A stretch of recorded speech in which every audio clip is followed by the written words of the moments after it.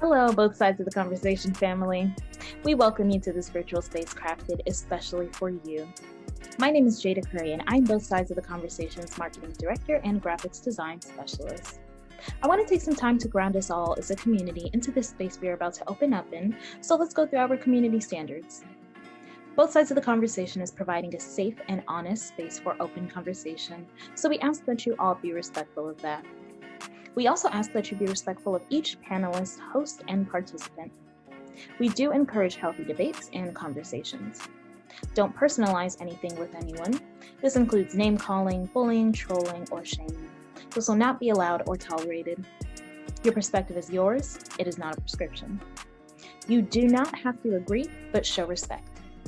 These community standards apply to all of our live shows and any virtual spaces that we hold on social media, including YouTube, Facebook, Twitter, or Instagram. We want to make sure that we are caring for each other as a community. This is our priority in all of our endeavors as both sides of the conversation. With that being said, I hope you enjoyed today's show and continue to stay in touch with us via YouTube, Facebook, Twitter, Instagram, or all of them. All right, thank you for listening and see you soon.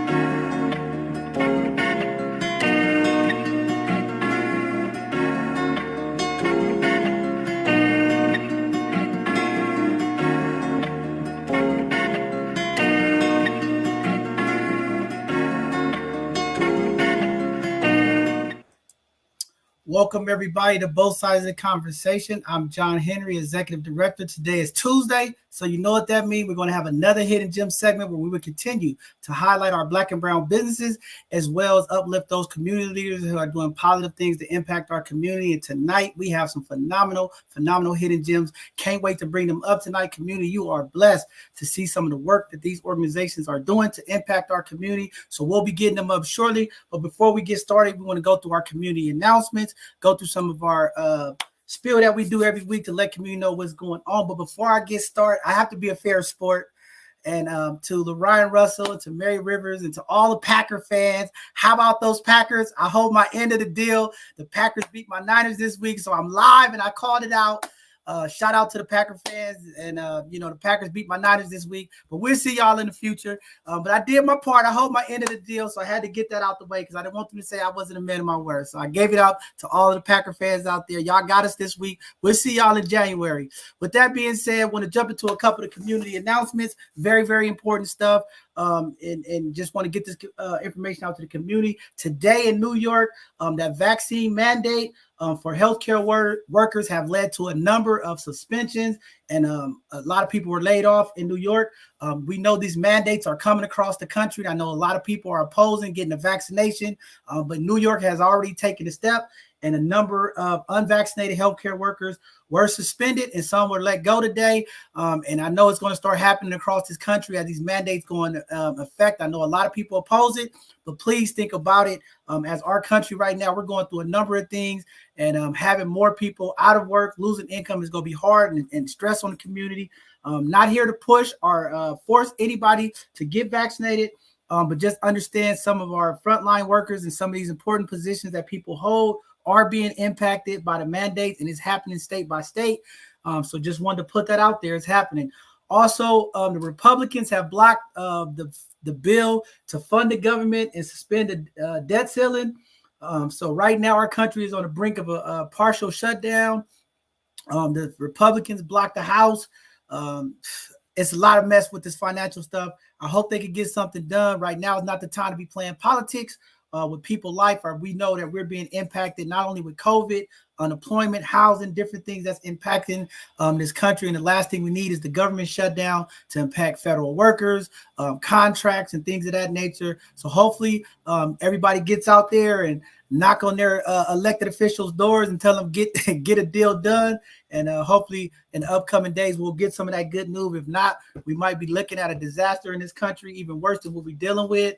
With that being said, today is National Voter Registration Day. If you haven't got out to put your registration vote in, please go out there and fill out the paperwork, as a lot of these elected seats are coming up in the next year. We want to make sure that you are registered, ready to make sure that your voice is being heard and you're a part of the election process. So please go out there to your local DMV or wherever you need to go to sign up at our election office. We will be having some more of our election folks come on as we start progressing into the process of the political season. They'll start coming on to educate community and make sure they have the right paperwork and things in place to make sure that they vote.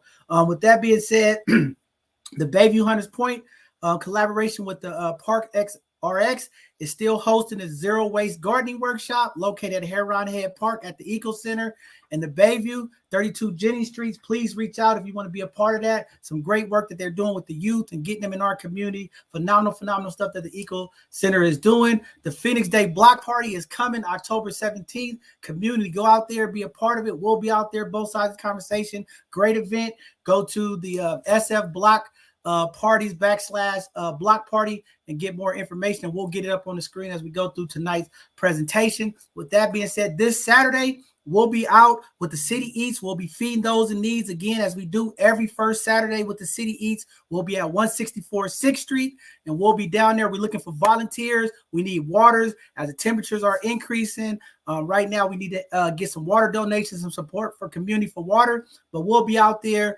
with the City Eats this Saturday at 10 a.m.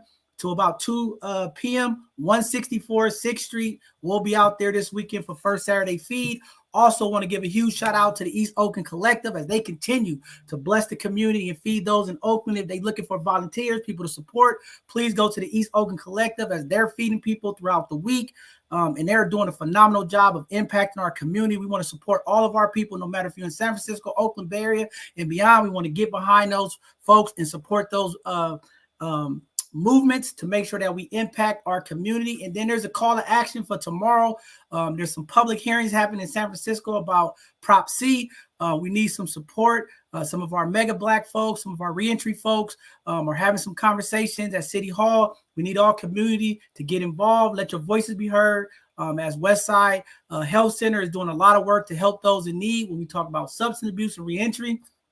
So we want to get behind them and support. So hopefully community gets out for that call this week. With that being said, I want to just give Erica Scott from the African American Culture Center another great job putting together the 3rd Street Block Party this weekend. I know a lot of you all seen us getting some of the pictures out from the function. It was a great event. And again, I took it back. I told y'all, I'm a man of my word. I had some issues with block parties and parties because I feel like in our community, there's too much partying and too much stuff going on from the parties that I've been to.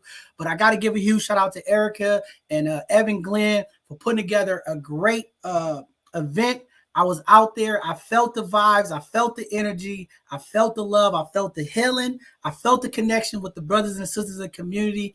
And I think we need more of that. So I'm advocating now on the other side. See, I could be wrong on things, but I came back around. I was a part of that. It was just a very great feeling to be in community with our folks and just seeing, some of the people coming out and talking, the dominoes and just hanging out, socializing. We've been impacted with this COVID. So to see community out, no violence, no arguing, everybody just enjoying each other, enjoying ourselves and having a good time. I think it was something great. Looking forward to the next event, but I changed my stance. See, I told you I'm open, but I know some of the parties in the community I've been to, I'm like, we don't need this, but a great event, a lot of resources, a lot of information, a lot of connecting going on. So very, very powerful event. So I want to thank Erica, and I want to thank Eben and the people over at the San Francisco African American Culture District for the work that they're doing to bring our community together. We are in a time of healing. We had a time where we need to be there with each other and unite. And that was a great event of uniting and healing this weekend. So just happy to be a part of that. Some of our both sides of the conversation announcements this Thursday. We'll have another educational Thursday. We're talking financial literacy. We're going to have Sandy and them come back on talking about the mindset of money. Great conversation. Please, if you available, check it out. Try to grab some of this information as we're going to continue to intentionally get this information to our community and educate them with financial literacy. As finances become tight, things are happening. We got to come up with strategies and ways to save and ways to budget to get through these hard times that a lot of us are going through. So just want to make sure that information is out there. This Sunday, we're going to have a phenomenal conversation. We got some powerful folks coming on to host this drug abuse conversation. They're going to educate the community, a powerful presentation about what's going on with the homelessness and the drug abuse that's happening not only here in San Francisco, but across this country, as we as community try to come up with ways to help figure out how do we have this call to action to support these organizations. We're going to have Steve Adami from Adult Probation. We're going to have some of the brothers making positive direction. Craig, it's going to be a bunch of folks on here talking about some real stuff. So community, I hope you're available this Sunday to check out that conversation. It's going to be a phenomenal one. And then on the 10th of October, we're going to have our breast cancer awareness conversation. We are still looking for panelists.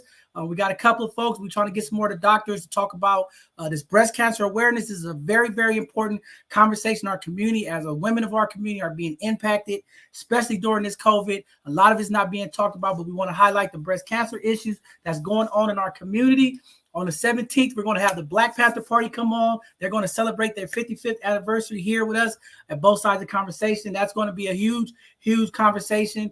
And then on 10/24, we're going to have our domestic violence conversation. It'll be a part 2 of the part 1. As you all know, October is Domestic Violence Awareness Month.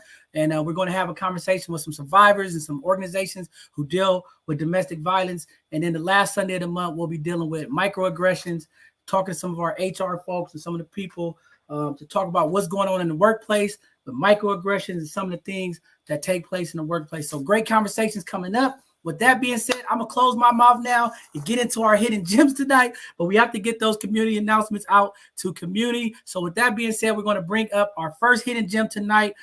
She is coming from Push Dance, Miss Raisa Simpson. She's going to come up here and introduce herself to community. Hi, Mr. John Henry. Thank you for having me. Excuse me, I'm working from home today, so you might hear a little one in the background. Thank you for. We love the kids. We love the kids here at both sides of the conversation.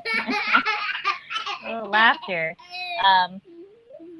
Thank you for those announcements and all the work you do in the community. I'm Raisa Simpson with Push Dance Company, and I started out here in the Bay Area dancing for Robert Moses King, and later around the time when I joined Joanna Highgood Saco Dance Theater, I started working in the community with Thirsty Youth Center Clinic, and the dance company started working with youth.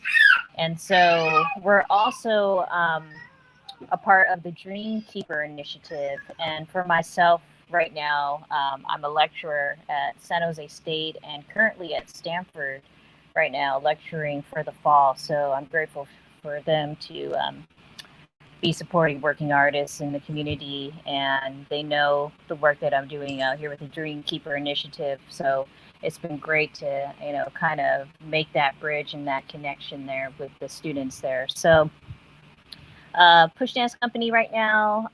Our Dreamkeeper initiative, we are working with Zacho Dance Theater to create Heart, which is the hip hop artist residency training. And we'll be looking for about, I believe, 8 mentees to work with a group of mentors. Hip hop is the 3 tenets: emceeing, DJing, breaking, freestyling, and we're also going to be looking for graffiti, visual art, and connecting these folks with the Baby Opera House in order to do a performance, like a live cipher for the community. Oh, okay, so working from home. I'm going to turn my camera off, sorry, because that's baby running around naked. We'll also be working with Prince Hall Computer Learning Center and the youth there, and we'll be engaging the kids with interactive technology through the narrative shift. And from there, we'll be also, okay, I can turn my camera back on. We'll be working with the youth on the narrative shift program, and the dance company, the dancers for my group, will be working with the youth through teaching the art of dance. So a lot going on, very youth focused, as you can see. And I also want to highlight a performance that we'll be doing with the San Francisco Bay Area Theater Company, and Rodney and Aida are here tonight too to speak more on that. So I think if people want to find us, and if they have someone that they know who's interested in the hip hop artist residency, or if they have a youth group that might be interested in working with technology and interactive media, you can find us at our website, which is pushdance.org. And if you can't find us there, you can also reach out to Zacho or Miriam over at Prince Hall. And those groups will definitely help you connect with us. And I think that most of these programs for us, we're still in the planning process, but I believe that we're going to go ahead and pull them together. Well, we're going to launch them definitely in 2022. So look out for that information. I believe that the call for the residency for hip hop will come out sooner than that. But we're going to make sure that we get, folks all the information that they need in order to participate in these programs. And this is about uplifting Black community. This is about telling the stories from our perspective, from our lives. And the question that we ask people at Push is, tell us the story of your life. And we want to hear from you, because you know your life and your authority on that perspective and on that experience. So we're interested in you, teaching us, and in addition to us teaching you. So it's an exchange. With this, there's flexibility in terms of what the community wants to see out of these programs. So even though we come in with, a plan, we definitely let the community set the flow and the agenda for how they want the outcome of these programs to be. So, again, I love it. We got the young people in the background. We love our young people here at both sides of the conversation. I mean, that is just a remarkable job to do an interview with the young one going on in the background. I mean, you can't get no better than that. But I got a couple of questions for you. Congratulations on being one of the Dreamkeepers grantees. This is very, very an important time for us here at Black San Francisco. Getting behind the leadership, making sure that the Dreamkeeper Initiative is a success is very important for our Dreamkeeper Initiative folks to come on, let community know who they are, what they're doing. So with that being said, what's the age group that you represent? Are you doing just young ladies? Are you doing young males? Let the community know what are you going to be servicing? Is it young males, young females, both? What this cohort is going to look like? So that's a very good question. So for the narrative shift, we're going to be working with ages 4 all the way to 12, and that's young ladies, young men, and that is through the Brighter's Future initiative too that's going on. So we're going to connect with that. And then for the hip hop artist residency, because Zacho is our fiscal sponsor. They're heading it. We're going to be working with the Office of Economic and Workforce Development. So 18 to 26 will be the age group. And that's a job. So if you're looking for work, a great nighttime weekend job, to definitely, enhance your learning and, just take, your work and your theory and whatever you got going on, your talent to the next step. This is a great job for you. So I'm excited. And yeah, we gotta do what we've been doing for the community, but this time we have help from the city. So I'm excited. I think that it's going to be a success. Everybody's wondering if it's going to be a success. This is the work that we've already been doing. So now here we are with help from, the city. The city has finally saw the work that we're doing. So it's going to be a success. So thank you. Yes, we're going to claim a success, but again, we always have those couple of folks who don't really get the understanding of the mission and the goal. So that's what we're going to be there to make sure that we hold accountability to those folks, make sure that they're doing what they're supposed to do. Both sides of the conversation, we're going to be pulling up on them. But I'm happy to hear that you're doing some work with the Baby Opera House. It is just nice. We had Miss Smiley on here last week. It is nice to start seeing some of our people get back into our community spaces and do some of this work. So please keep us informed when you're going to be out there with the young people doing this dance. I like the whole, the dance movement that's happening with the arts and different things of that nature, because I think there is a component of healing that takes place. And I think also, culturally, our people, music and movement is a part of who we are. And I love to see those expressions, and I love to see our young people able to just be themselves in space. So we're going to be looking forward to connecting with you, and please let us know when y'all start doing some of y'all events so we can pull up to the Opera House and check y'all out and make sure that we support you on our end. Well, I'm a dance scholar, so I'm coming from that end. And yes, you cannot separate art from Africanist principles, and I believe that is essential to our learning for our young people.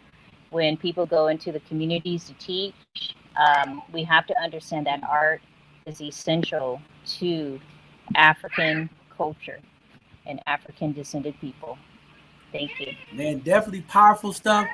Glad to do the work. Glad you showed up. It's very important for our community to know who's behind this Dream Keeper, where they at, located. Please, community, go to pushdance.org. Connect if you have some young people, 18 to 24, looking for an employment opportunity, a training opportunity. Reach out to this queen and make sure that we get them connected. We want to make sure that these resources get to our community and have the impact that we believe is going to have as we start moving forward with this. Thank you for coming on tonight, for being a hidden gem. I know you got a little trouble back there. I hear it. I want to laugh like that. Every time I hear kids laugh like that, just bring me back. Now that the presentation is over, it's going to be quiet. So now you got to put them on the screen. Is it a little boy or a little girl? It's a little boy, but he wants to run around with no clothes. I'm sorry. Okay. We don't want to see him tonight. I thought you had him up there with his hat on, ready to dance. I thought he was ready to dance. He sounded like he was ready to bust a move. But definitely, thank you for coming on. Please, as you guys start putting out your digital flyers, please make sure that you all send it to both sides of the conversation at Gmail so that we can help get that out. One of our parts in the role of this Dream Keeper initiative is to help make sure that these intersections meet, the resources get there, community are aware when we're doing outreach. Too many times, community are complaining that they're being left out. A lot of time our organizations do their outreach through their management system and through the connections that they have. But we want to make sure that the full community has an opportunity to be a part of it. So please keep us updated what's going on as we go through this process. We'll be able to get some of it out internally, but we want to make sure that you all are connecting with us and get it out. There you are. She has to get back to the baby running around. Push Dance Club. You all be seeing them around in the community soon, doing the work, helping impact our young people. Thank you, Queen, for coming on tonight. You are not hidden anymore. Community know who you are. We're going to be looking for push.org, and we'll make sure we send those folks out to you. Thank you for being a part of Hidden Gems tonight, and we'll be seeing and keeping in touch with you soon. All right. With that being said, we're bringing up the trio tonight. It is an honor to introduce these folks here. Very, very powerful organization. Very, very powerful folks who coming on, has a lot of impact in our community. When you hear about community movement, people making impact, doing things, willing to step in and do whatever. Cold Tenderloin is the place. They're in the heart of the Tenderloin, and they're dealing with some of the toughest folks, some of the different and difficult situations in our community, but they always there leading with humility, compassion. I love the work that they're doing. They everywhere. Dale Seymour, phenomenal gentlemen. But we're honored tonight because we get three of the, these are just the elites, man. This is the Cold Tenderloin elites here. So I'm honored again to have them come on. We're going to introduce the Cold Tenderloin tonight. We're going to start with Miss Donna Hilliard. She is one of the phenomenal folks, making it happen, always willing to work with people, always trying to help. I'm just humbled tonight, man. This is an honor, man. Happy to see you here, Donna. Go ahead and introduce yourself, and then we'll bring up the other two. You got to unmute yourself. Oh, well, there we go. Okay. Well, look, I'm so excited to be here that I forgot to unmute myself. But I just want to say what you do for the community is what it's like, linking us all together and getting the word out. And that's really what it's about, because you don't know who's out there that needs to hear something that's on here. So thank you so much for all your work, John. My name is Donna Hilliard. I am grateful. I serve as Executive Director of Cold Tenderloin. I'm also Executive Director of Tenderloin Walking Tours, and I'm a CEO of Capolo. All those three things are connected. And really what happened is, Dale Seymour founded Cold Tenderloin for us to make a better way for people to get employed. And it's just grown crazy. Code Tenderloin actually meant Code Red, come help our people in the Tenderloin. And when the technologies and everything came down, it transformed to coding, because we knew that was another way to give folks a better life. And what we do very much every day is pivot to whatever the community needs are. So whether it's whatever's going on with COVID, people need to get fed. We have people dying on our streets, ODing all the time. We have ambassadors out there with Narcan doing whatever they can do to keep those folks alive. One thing about us, John, is you can't put us under one bucket. And you'll see that from my team who's on here. And I'll tell you, everyone on my team are gems, definitely gems. And I'm just really happy to be here with y'all tonight. Man, thank you. And, it's really phenomenal how you all pivot. I can't even pivot like that. I got to stay in my little two lanes because it's too much. I already got too much. So I am impressed with the work that you all do and how you impact our community. And I just want to say thank you again. And it's important that you all are here. And I know you already have a large following. A lot of people in the community know who you are. But there's a group of people who may not know. And we know that you all open your doors to everyone and try to impact community. And we love you for that. And thank you. Very, very important stuff. So we're glad you're here tonight. With that being said, we're going to bring up my brother. See, this is where all the people be like, where the brothers at? Where the man in the community that's impacted the community? This brother been on here. His testimony is so powerful. If you want to talk about somebody that has a moving story, that story that's from nothing to something, from the struggle to blessing the people, man. This is that hidden gem right here, man. We happy to have him back. This is my brother right here, man. Community advocate, always trying to bring people together. My brother Elgin Rose, man, happy to have you back, man. What's up, brother? Tell the people who you are, what you got going on. What's up, John? How you doing, man? It's a pleasure to be on your coattail, man. I watch you every day. Like, what is he doing? I try to measure up. So I appreciate you having me. So my name is Elgin Rose. 2 days ago, I was senior program of Cold Tenderloin. So now I got a new title, Director of Outreach. And it's all about the people in the neighborhood. It's like I happily take that title to speak for my people in the neighborhood that go through so much, of stepping up and saying, I need help. And I was that person. Speed through the story. I was homeless a couple years ago, found Cold Tenderloin, and just found life. And Cold Tenderloin was my step to use life. Just like put my stuff aside and ask somebody else how they doing and keep life in comparison.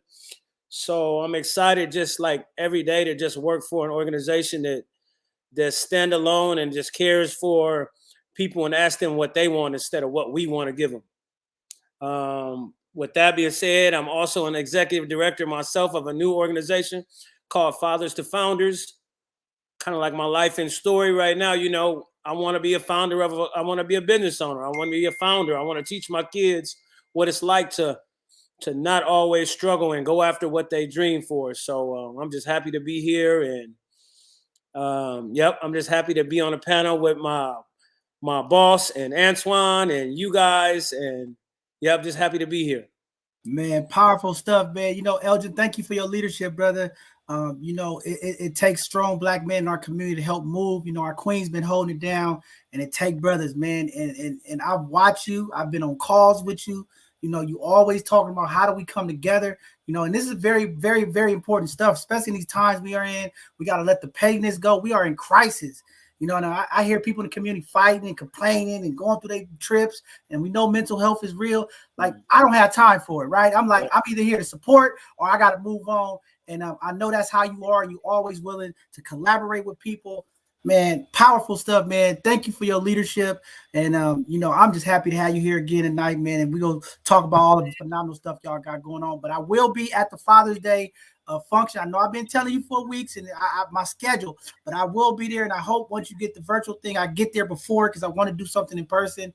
But definitely virtually, I will be there to support what you're doing. We need to encourage, and I know that's what you're doing, uplifting and building that confidence in our fathers in the community. We need our fathers involved with our young people.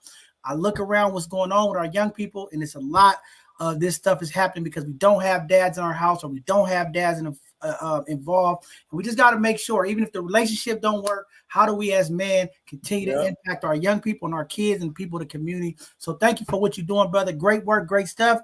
With that being said, we're going to bring up the last Cole Tenderloin. Now, I haven't met him like I've met y'all, but I'm going to meet him tonight. But I got to meet him because I need some of his volunteers to help me out. Exceptional dude. Right. With that being said, I've heard some stuff about you, but I'm waiting to hear tonight a little bit more about you, brother Antoine Matthews. Come on up here and tell the people what you're doing at Code Tenderloin and what you're doing to help impact the community, good brother. Hello, everyone. I am Antoine Matthews. I'm currently serving as the program manager for our Empowering Black Youth program. I'm a native from Mississippi, so I've been staying out here in the Bay Area going on 4 years next year.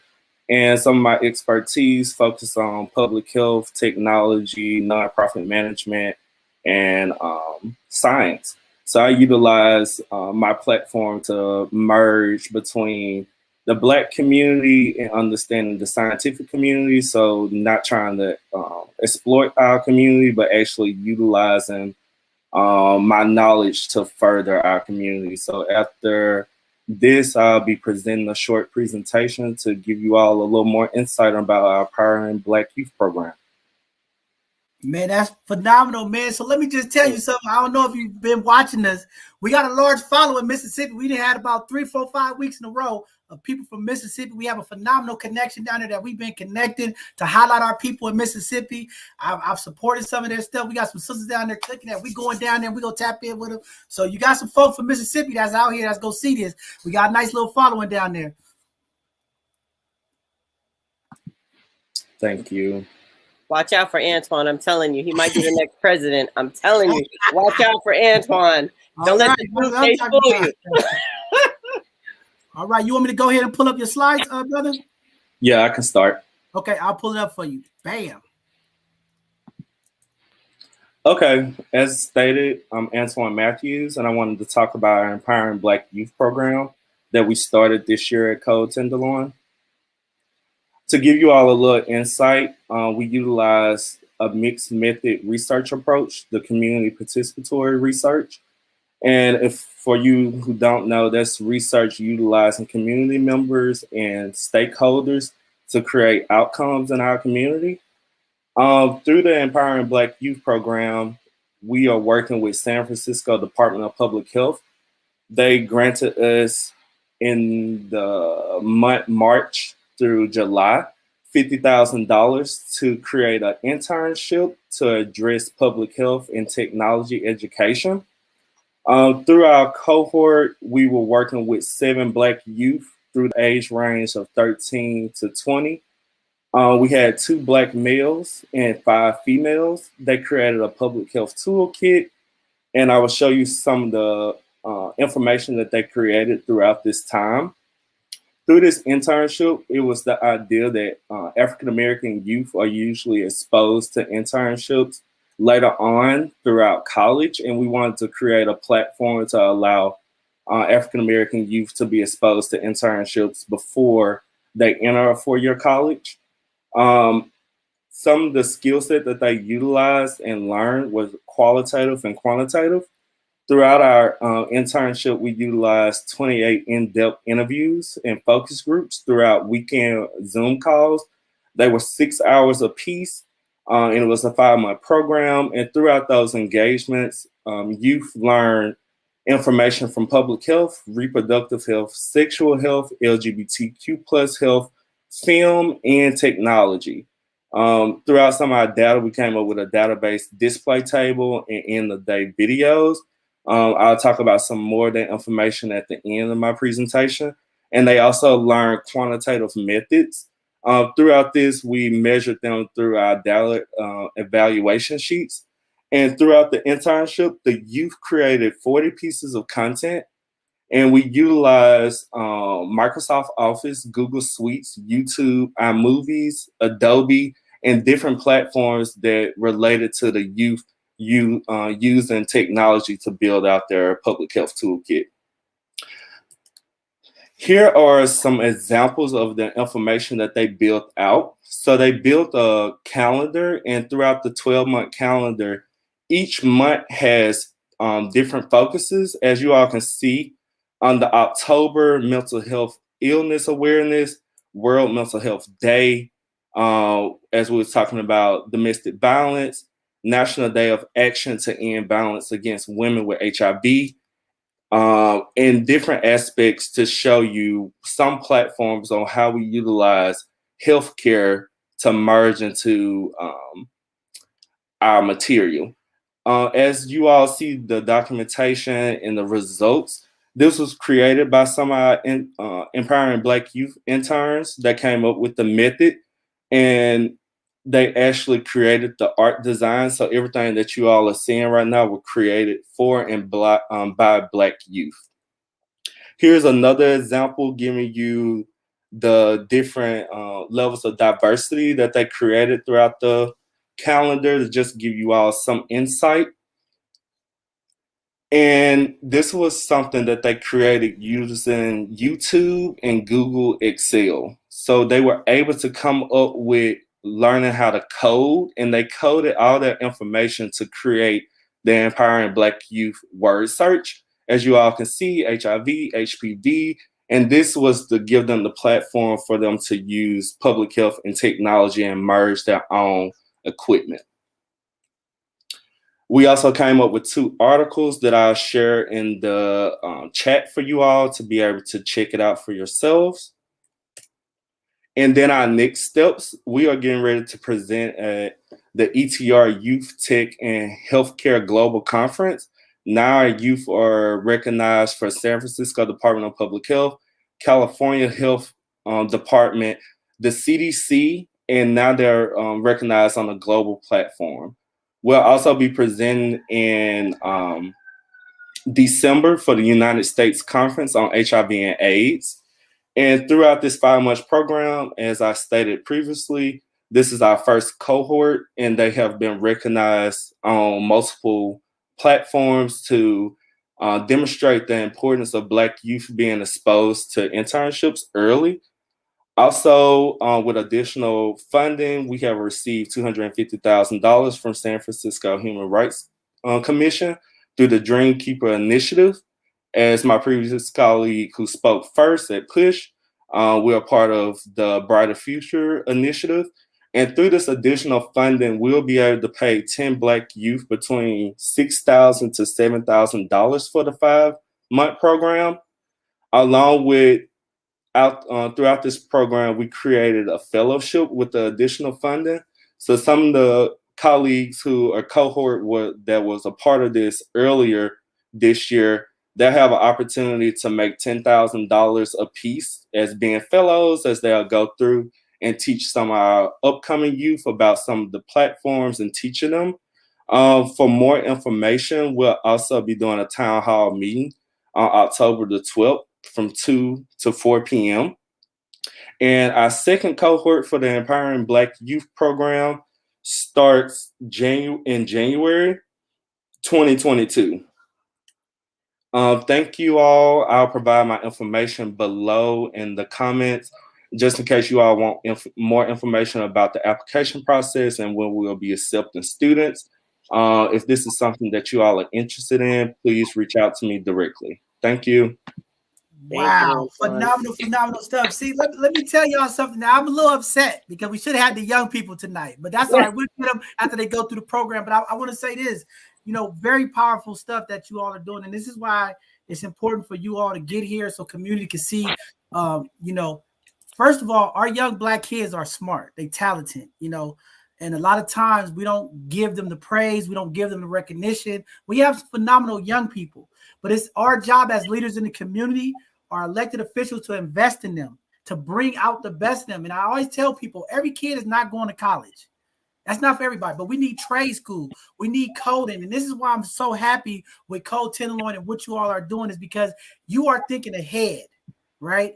And a lot of times I get frustrated with some of the folks because we're so just want to give people jobs, right? And I think we have to start being career-based. We have to be real, and we have to be able to put our young people in position so that they can be able to financially take care of themselves, especially living in this city. It is very expensive. Why are we going to waste our time investing kids to do cleaning up streets, holding signs for construction? That stuff's going away, right? We need automation. We need technology. We need STEM. We need, these type of programming for our young people. This is very important stuff, and this is why I love the work you do. I check out all the stuff that's going on, and this is impactful stuff, right? We're giving young people opportunity, especially on the health sector, right? And this is why I love the work that you all are doing, Donna and brothers, because, again, we have to start having these conversations about health. Right now everybody's focused on COVID, but we have a lot of things happening in our community that people are not talking about when we talk about HIV, HPV, different things of that nature. Yes. Like, we got to start having these difficult conversations, these taboo conversations. We got to start educating our young people about safe sex, protecting themselves. Like, we got to have these conversations, right? Because there's an increase of STDs and things that's happening in our community that's not getting covered because everybody's worried about COVID. And then the biggest thing that I like that you all are doing is mental health. Everybody on here know I'm a big advocate of mental health. We need to find out, how do we get mental health earlier, faster to our young people in school? We have to make this cool. I keep advocating for it. I'm going to keep pushing for it. But we got to make sure that we get those services to the community. And that's why I like what you all do. You meet them there. You got stipends. You got ways for them to engage and feel empowered. We got a lot of money that we waste. We just wasted $300 million trying to recall the governor. Those type of dollars we need to be invested in our young people so that they stay committed to these type of programs and they get through. And the way you do it is by monetizing. We got to get the young people. We got to get the community that's funded. So way to go, Code Tenderloin, for making sure that we get the stipends, the internship. I said shit, excuse me. I be going on and on. Sometimes I be ranting, but I always get excited. Cool. And you're speaking the truth, though. You're speaking the truth. I get excited because this is what doing the work is about. Yep. You know what I'm saying? Like, it's about impact, right? A lot of people are intentional and they have great intentions, but it's impact. And we know the work. We see y'all in the community. You heard Donna. They are always pivoting to make sure that our community, whatever the crisis is, whatever the issue is, how do we jump in and support? And the best thing of all, they always trying to do it collaboratively with everybody. And that's what it's really all about. Too many times in the Black community, our service providers that service the Black community are not willing to work with each other, not open to new ideals. And, just thanks to you all and your leadership, Elgin and my brother Matthews, being open, and I keep advocating this and I keep sending on our community conversations. We have to be open, to change. This world we live in is moving so fast. We're transitioning so fast. And a lot of times we're just way behind. And a lot of times what happens is these organizations, some of these leaders, they are not okay with being open to change. They get comfortable with what they're doing. And that's why what you're doing and how you're advocating for the community is very important. We have to be uncomfortable sometimes. We have to be willing to try new things, right? It's like, because we spend a lot of money. I'm going to just tell you right now, there's a lot of models out there that we invest in that we know don't work. You know, and I get into arguments with people. They're like, well, we don't know what this is going to do. Well, hell, what we got ain't working either. Let's try something new. But it takes young, innovative young people like you, Matthew, and Elgin and Donna just to keep fighting and pivoting and looking. And I'm happy that DPH is doing something with you all, because I'm not so happy with DPH right now, but I'll get to that later. Tonight's not tonight, but I'm glad that they are making an investment in the community to impact our community and our young people, especially in the area that you all are serving down there in the heart of the Tenderloin. You all see the crisis every day. We walk over to people in the community. We see young people at 18 being pushed out by their families. And I'm not in agreement with that. And I always tell the mothers and fathers, we got to let our young babies stay home a little bit longer. We can't just wait till they're 18 and push them out the door. And I know sometimes it's difficult, but we got to find a way as community and some of the work that you all are doing with mental health to help our young people. It's a reason why they're behaving. It's a way that they're reacting for a reason. And we got to get to the bottom of it, but it starts with us adults. It starts with us leaders. I still say 95% of our young people problems is the problems of adults because they watch us. And sometimes I have to be honest, and this is why I always side with my young people. You look at some of the adults of the community. We can't work together. We get in disagreements. We can't talk with each other. So again, we can't ask our young people to change if we as the leaders, the pillars of the community, can't work together. If we can't forgive, how can we ask the young people in the community to forgive? Everybody makes mistakes. Things happen. But can you be mature enough as a leader of the community to forgive somebody wrongs and move forward? I think that is very important. That's why I say with leadership, it's about integrity, it's about character, and how you lead. We all gonna make mistakes, but are you man woman enough to say, hey, I made a mistake. Can you forgive me? And let's move on and continue to impact the community. So phenomenal stuff. With that being said, if y'all have anything, I just had to do that. I'm Raven Cole Tenderloin. Come see me, Dale. He ain't came to see me yet, but I'm gonna get him on tonight. I'm gonna get him on. I thought you had Dale on Hidden Gems. We did. No, we had him on. We had him on the Black History event. We didn't get him on. Okay. Yeah, he'll definitely. I'm still calling for him because I like that plaque. The young brother Malcolm, the first scholar. Yes. I thought that was just, amazing. So we had young brother Malcolm on here. And, that's why I want to commend Dale because, again, so many times I get bashed on this platform because I have some issues, but it's nothing personal. I love my elders of the community, but I also have to say sometimes the elders of our community are not willing to give the information, the knowledge, and transfer the power to the young people, right? But Dale is a great example of letting the young people lead, believing in the young people, and that's what we need. We need our elders and the young people of the community to bridge that gap, work together so that we can impact the community. So kudos to Dale and the great job that he's doing and all you all leadership. I mean, this is great leadership here tonight. Community, Cole Tenderloin, they're everywhere. Reach out to them. Hey, John. Yeah, go ahead, brother. Hey, so we opened an organization in Oakland. So Donna was in Oakland today doing some work. I had 5 families here today, right? And so part of the Dream Keeper initiative is we working with whole families.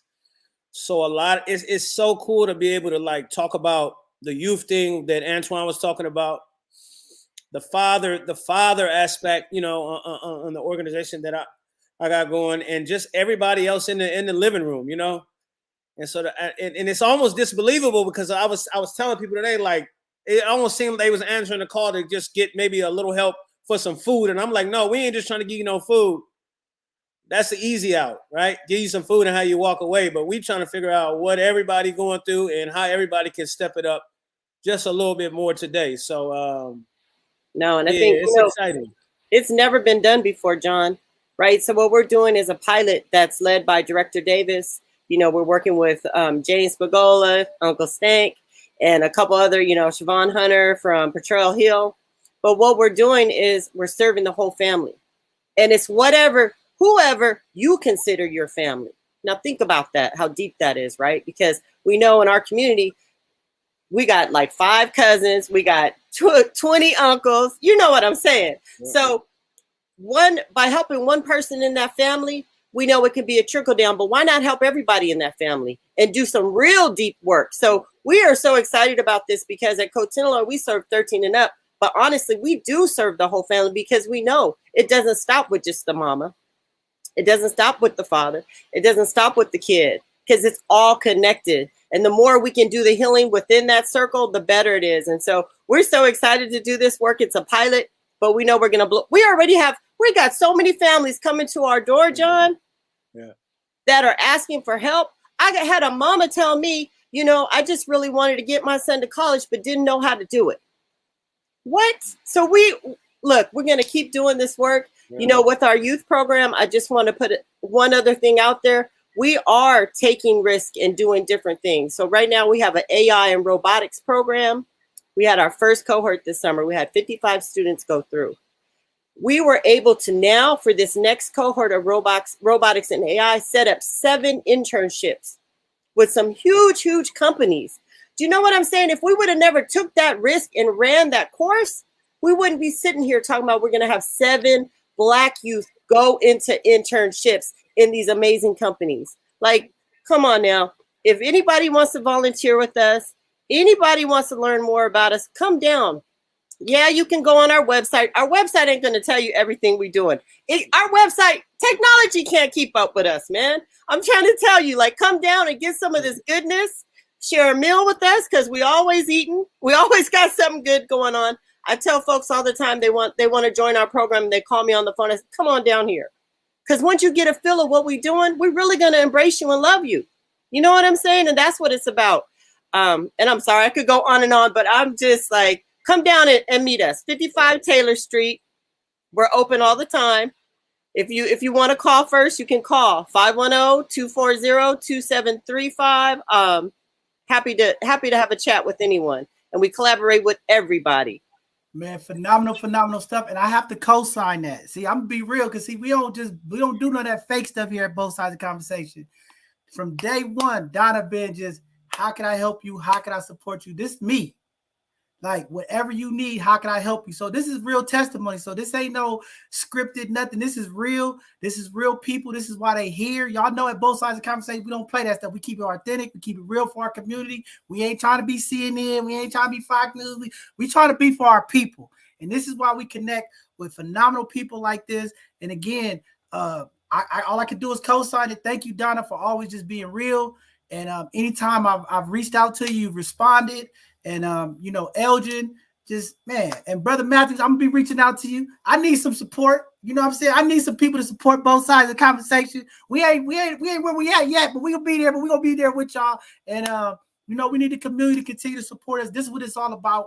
But we appreciate y'all, the work that y'all doing for our families, our young people, the elders, just being a blessing to the community, man. And all I want to say is I love y'all. Thank y'all. Thank you, Donna, for being you. Thank you, Elgin. Thank you, Brother Matthews. This is very important. These are the Dream Keeper Initiative. These are the folks that's going to be on the ground, making it happen. All you got to do is reach out. You heard Donna, call up, pull up, have a meal, sit down and talk. They have a lot of services, a lot of things that you might not get on their website. Go in person. They're open, 55 Taylor Street. Go to codetenderloin.org. Reach out to them for our fathers out there. We got to get y'all an Elders program. This fatherhood thing is very important. I'm going to continue to push that. Please make sure that y'all get any of the digital flyers that y'all want to help us get out. I know y'all have a way of getting them out too, but we want to help y'all to make sure that community know what's going on and how to get involved with Code Tenderloin. Thank you. All right. Thank you all, man. See y'all soon. And I'll be calling you, Donna. See, I'm gonna call you, okay? Anytime. All right, thank y'all. Y'all have a good evening. All right. With that being said, powerful folks. They say the last but not least. This ain't the last but I need. This brother right here and this sister that's coming up. Very, very powerful folks in our community. Again, we talked about it early, the importance of the arts. They are Dream Keeper Initiative. They are community people that are doing things to impact our community. A lot of things y'all going to hear from them. This is powerful stuff. So again, community, be patient. The resources are coming. We're going to find ways to help our people. I don't want to just put us in a box of mental health one way, right? Mental wellness is multiple ways. Sometimes it's through dance. Sometimes it's through the arts. Sometimes it's through music. Sometimes it's through poetry. Sometimes it's just being here on both sides of the conversation, talking with me. That's healing, baby. But, with that being said, I'm going to bring up my brother and my sister here to talk about what they're doing, how they're impacting the community, and very, very respectful, powerful people. Brother Rodney, I'm gonna bring up Brother Rodney, brother Rodney, and I'm gonna say it right. I'm gonna say it right. Isaiah, is it Isaiah? I say it. I can't say it. Aida. I see that. Okay. Aida with a D, brother. Aida. With a Y'all D. know I'm bad. Don't be y'all. The chat's coming for me. Y'all know I can't pronounce nothing. You know my. I just can't do it. But thanks for y'all coming tonight. This is very, very important stuff. Seriously, that y'all are doing with the arts. And I just want y'all to introduce yourself to the community, let people know where y'all at, what y'all doing, how community can get involved, your part with the Dream Keeper and some of the things that you're doing in the community, to the sponsors out there. Here's another phenomenal organization. All these people that say, hey, I want to support our Black allies. We want to help. Here's another organization you could get behind. They are impacting the community through their theater and their art. Check them out. Go ahead, Brother Rodney and sister. Introduce yourself and let the community know what y'all got going on. Yes, I'm Rodney Earl Jackson Jr. That's my girl, Aida Pirzada. We represent SF BACO, the San Francisco Bay Area Theater Company. And you were saying something real prolific, John. You were saying about mental health, because we do theater. We do theater in this community. And I was thinking, like, why are we so attached to this? Because this is our way in. This is our lens. This is how we touch that thing that they were just talking about. Raisa, she has to move her body.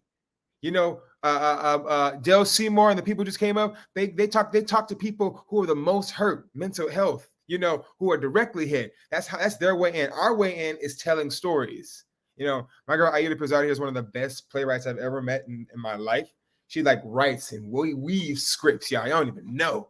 We have a festival coming up this October 16th and 17th called the New Roots Theater Festival. And this is the part of the initiative that we got from the Dream Keepers. The money with Dr. Cheryl Davis, Mega Black, and our incredible mayor, London Breed. And we have so much to share. I can yap away. Born and raised San Francisco, Fillmore all the way. Mama, you take Rutherford. Watch out for us. Fillmore. Born and raised. I love the Bay. I love San Francisco. I love Black people. I love that we finally have an opportunity to have the right kind of resources to tell our stories and have our seat at the table. I was watching the Tony Awards last night, and a Black man won for the best play. It was Soldier's Play, and it was brother Kenny Leon. I always for this brother, but Soldier's Play was great, and he had something really prolific to say. He said, I love Shakespeare, I love Shaw, I love Arthur Miller, I love Eugene O'Neill, but the table needs to be bigger. We need more playwrights, more of us at the table. Not enough of us are at the table right now. We need all these new Black playwrights, all these new young playwrights to have their stories told, because we can't keep telling old white people's stories. And that's why we're here right now. And I'm going to let Aida take over, and I'm going to share screen when you tell me to. Yes, I'm going to pick up where you left off, because one thing that has been, I've been working on a musical with a friend of mine. We'll talk about that later. But, one day we said, let's research Black musical theater writers. And we were so hurt because some of our favorite musicals have largely white writing teams. And so really, storytelling is just a major space where we lose our voice, because it gets coerced, it gets taken over, and it gets redirected to being about and for a white gaze. And so the New Roots Theater Festival is about creating space for BIPOC artists to tell their own stories. And my name is Aida Pirzada. I'm from the DMV, and I've been working with San Francisco Bay Area Theater Company for about five years, since we were like 2. Me and Rodney go way back to our college days studying theater. And so this past year, in the middle of global crisis, we were able to get a Theater Bay Area residency that brought me out here to stay. And now we're working on the New Roots Theater Festival. So I'm really excited to just talk about it, because the San Francisco Bay Area Theater Company is producing 3 original pieces. And we're really honored to be featuring 5 Black-led companies from the Bay Area who have been making art for longer than we have been around. One of them is Push Dance. But yeah, let's pull up the website, because I'm with hold on 1 second before you pull up the Rodney. Now, when you was on the call, when you was at the DMV, when you was down there, that was the weekend you was down there. And you didn't bring my crab back, Rodney. Where's my crab? I'm still here right now. Don't forget about my crab. Y'all know every Your time. crab, I'll bring you a crab cake. All right, I want my little blue crab from DMV. Okay? All right, go ahead. All right, I'm gonna share. And you keep going. So my favorite part about this festival is that essentially, if you have been to the theater like never or one time, maybe like in school or something, we literally made this festival for you. We made it to be exciting for people who don't get to go to the theater as often as they could, because our community has been historically excluded and pushed out of storytelling spaces. So we wanted to make something that was fun and that had a lot of variety and that showed people all the different organizations and artists that are doing work throughout the year. So this is our trailer that is showing all kinds of different performances that we've done in the past. This is us. We've been producing theater for like 5 years. We started off at the African American Art and Culture Complex. We had a residency. We were nobodies, really. My co-founder Marcelo Javier and I, and we had what do we have? We had subsidized rehearsal spaces, subsidized office space, subsidized theater. We were allowed to just create in that space, and that's where we met these companies like African American Shakes, Afro Solo, Push Dance, Lorraine Hansberg. We met these companies. They started to mentor us, and now we've invited them to become part of our initiative to tell these new stories through the Dreamkeepers initiative. Yes, we got to like go to people who have mentored our organization and say, what do you want to work on right now? What story do you want to tell? What story do you feel like people need to hear right now? It's going to be at the Brava Theater. So it's in the Mission, and you can see all the logos. We have Quika Kali Dance Company. We have Afro Soul. I see you. Hi, Thomas. I see you in the chat. Hey, Thomas. And Ronnie, scroll. Scrolling on down. Scroll it all down, show them our lineup. We have, so the way that our program works is that we have all these different performances that are happening in these little blocks. And the blocks have a theme. So block A is Legends of the Bay, and it's going to feature Afro Solo and an original project that we are producing. And Afro Solo is going to be presenting a work called San Francisco, Variations on Black Joy, White Supremacy, and Hope. It's a solo piece, and I'm really excited to see it. I know, Rodney, do you know any more about the piece than I do? I don't want to give it all away because it's so much of a premise. Thomas Simpson is a masterful solo artist. Y'all, he created Afro Solo for a reason, because there are not a lot of people who really know how to tell their own stories. And I can't wait, because he's been wanting to work with me for a while on telling my story. I'm so afraid, but he really knows how to craft a solo narrative. He tells the story of his parents through a solo story. And this is an experience that happened to him in San Francisco, where he was on his way to some theater and he was called a derogatory name by some homeless people. And he had the option to make a decision. And that's what happens in the story. I don't want to give too much away, because that's why we go to the theater, to learn more, to empathize with those stories. So you got to get your butt to the damn please theater. Don't tell the people, then the people ain't gonna show. We need people to go out and support. So don't give it all up. Cause I want to come and support, and I want to know why I didn't get the flyer. So y'all need to send me the flyer so I can get it out to the community, so we make sure that we support y'all. Okay? You ain't got the flyer yet? I ain't got the flyer yet. If both sides of the conversation don't go about it, people ain't gonna know about it, right? I mean, come You're on. right. I'm gonna get you the flyer. You want to keep going? Yes, I'm gonna keep going. Is the screen okay? Yes, the screen's good. The screen's working. I'm like trying to use our postcard like the screen's not there. But the other performance, so you go into the theater, you sit down for Block A, Legends of the Bay. You're going to see Afro Solo Theater Company, and then you're going to see the first presentation of Sign My Name to Freedom, the unheard songs of Betty Reed Soskin. And this is a really beautiful project that we're really proud to be supporting and helping to develop. The lead artist, Jamie Zimmer, has met Betty Reed Soskin, who is a Bay Area legend, while singing her music at the Community Music Center. And Betty Reed was like, you need to sing my music. You need to take my music to the next generation. And so over time, Jamie has been working and bringing together all of these songs that have never been like in a major public release, and creating this story that tells the story of Betty Reed Soskin, who's the oldest. She just turned 100 2 days ago. Yeah, I know she just turned 100 years old, right? Yeah, she just turned 100 years old. 2 days. I think it was On the 22nd. She has my mama's birthday. They're the same birthday, 22nd. They Virgos. Okay. The days are really fast, so I thought it was 2 days ago, but it was 5 days ago. I'm not doing the math. Yep. I'm talking about Betty Reed Soskin. Want to go to the next block? Oh, sorry. Yeah, and I'm so excited. I got to really help Jamie work on how to tell the story, and we got to meet Betty Reed Soskin, all of us, which was really moving.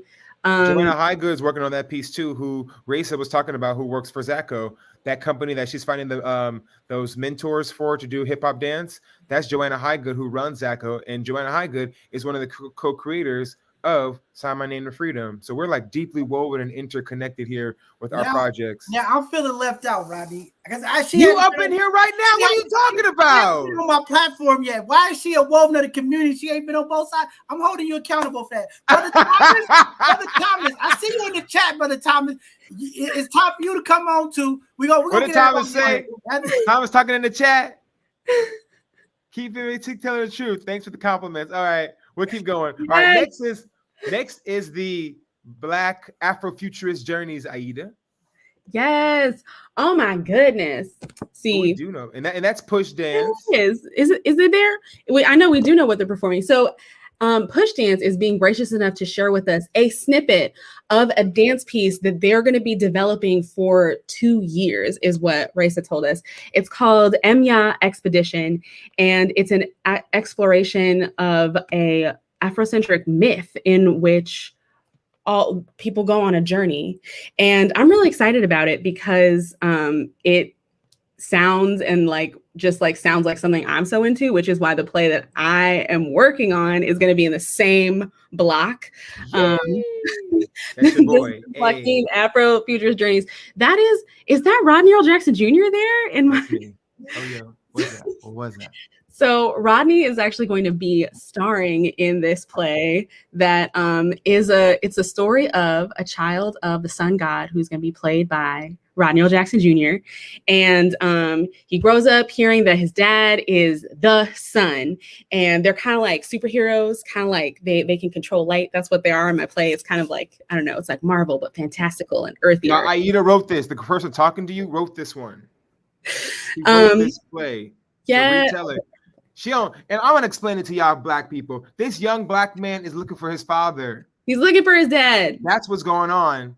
And when he gets there, on this play, he begs his dad to talk about how relevant that is to our world.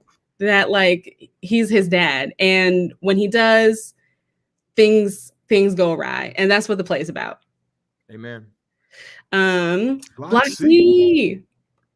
Black excellence.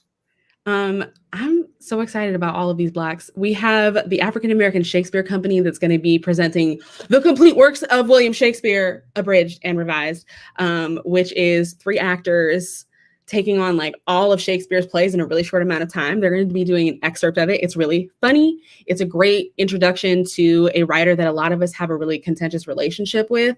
And it's really fun because it takes this big stigmatized thing and breaks it up and makes it fun and exciting. And we're so proud that African American Shakespeare is going to be a part of this.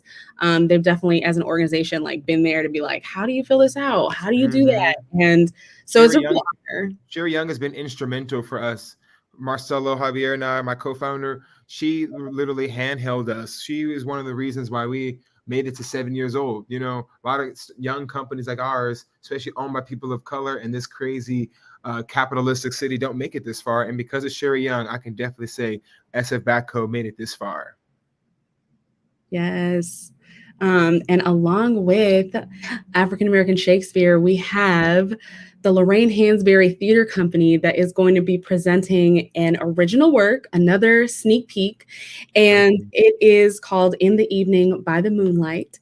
And it is about the friendship between Lorraine Hansberry and Nina Simone and James Baldwin. Yes. And it is co-created by Margot Hall and Tracy Tallmarie. Am I saying her name right? I think you are. Okay, good, because I can't wait to meet her and have Yeah, it. I ain't the only one that's messing up my people's names. No, you're not. Come on. I know. So we're really excited about this It'll be piece. dope.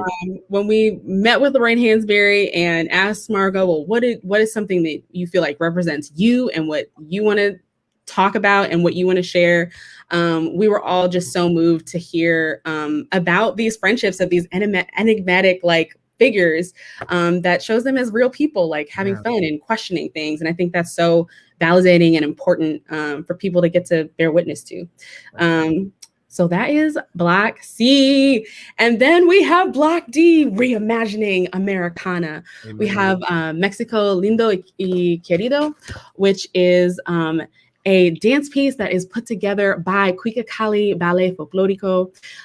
Their creator, Jesus Cortez, is their artistic director, is in residency with us at the Brava Theater. Yep. So we're super close knit, and they do a lot of work with youth and passing down this traditional art form of folklorico, and continuing to expand and invest and build value in their Mexican culture.